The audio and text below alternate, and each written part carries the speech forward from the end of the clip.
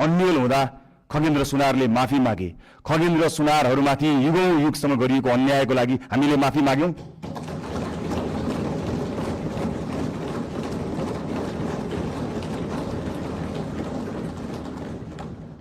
यो देशको दलित समुदायलाई मैले आज सार्वजनिक क्षमा याचनाका साथ केही भन्नु छ।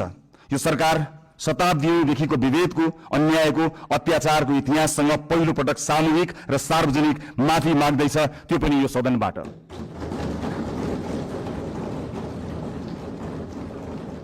यो रेस्टुरेन्टबाट मैले आमा र दिदीबहिनीहरूलाई पनि केही भन्नु छ। यो देशमा तपाईहरुले सबैभन्दा धेरै जिम्मेवारी बोकेर पनि सबैभन्दा कम अवसर पाउनुभयो। घर सम्हाल्नु भयो, परिवार बचाउनु भयो, समाज चलाउनु भयो, तर त्यसलाई काम मानिएन। महिलालाई अवसर अब अनुग्रह होइन, अधिकार हुनेछ।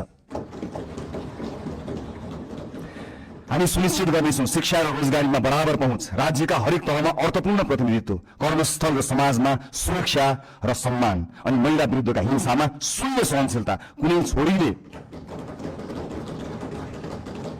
कुनै छोरीले अब आफ्नो सपना सानो बनाउनु पर्ने छैन। अबको यात्रा केवल समानताको होइन, सशक्तिकरणको हुनेछ। सँगसँगै ज्येष्ठ नागरिकहरूको आर्थिक सुरक्षा, सामाजिक कल्याण र आत्मसम्मान पनि हाम्रो कर्तव्य हुनेछ।